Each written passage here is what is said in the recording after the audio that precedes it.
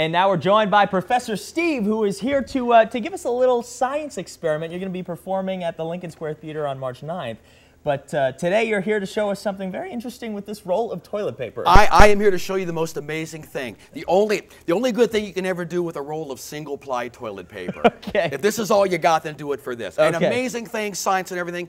To do this, you only need three things. All right. Number one, you need a leaf blower. Okay. Now, it can be gas, it can be electric, whatever you need a leaf blower. That's number one. Number two, toilet paper.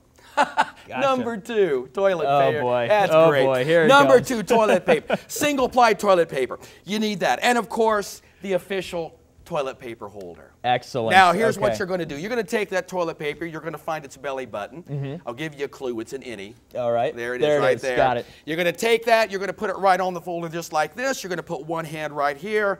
Tell you what, let's do it this way here. Make sure the tail goes over the top. Okay. You're going to take that leaf blower. You're going to, of course, put one finger on here. Make sure you don't lose your tail there. You're going to take that leaf blower. You're going to fire it up. You're going to hit it across the top. Oh, here we go. Way in the air. Way in the air. Just like this. And around over here. And over here. Way in the air. Just like that. All right. All right.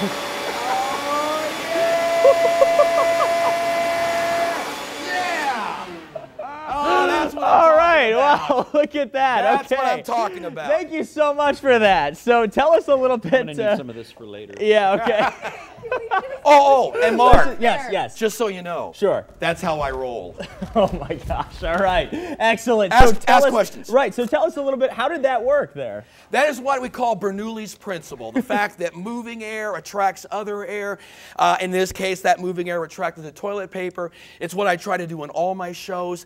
Make science fun, make it interesting, and show that you can do it with stuff around the house. Right, okay, and so what are you going to be doing over at the Lincoln Square Theater on March 9th? Saturday, the out-of-sight light show, full-blown laser light show, 5 lasers, 6 DJ lighting effects, 2 smoke machines. Holy cow. Great for all ages, and to make science and fun. Learn the science of how the eye works, rainbows, prisms, black lights, and all of that. And when you see, when you do these performances, when you talk to these kids who are learning all about this, so what do you see in them when you do kind of make this science accessible?